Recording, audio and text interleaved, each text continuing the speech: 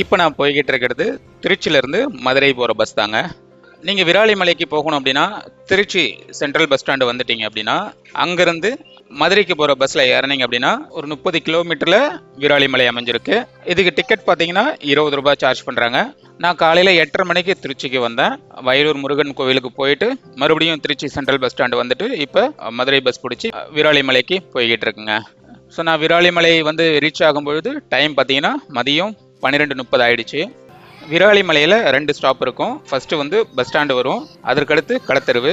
நீங்கள் கடத்தெருவு ஸ்டாப்பில் இறங்கணும் கோவிலுக்கு போகணும் அப்படின்னா. இந்த ரோட்டில் போனோம் அப்படின்னா ஒரு 100 மீட்டரில் லெஃப்டில் ஒரு சந்து வரும். அது வழியாக போனோம் அப்படின்னா நம்ம கோவில் அடிவாரத்துக்கு போய் சேர்ந்துடலாம்.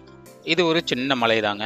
மொத்தமாக ஒரு 207 படிக்கட்டு தான் இந்த மலை மேலே ஏறுறதுக்கு இருக்குது. படிக்கட்டு பாதை 2 இருக்குது. இது ஒன்று, இன்னும் ஒன்று யானை பாதைன்னு ஒன்று அந்த பக்கம் இருக்குது.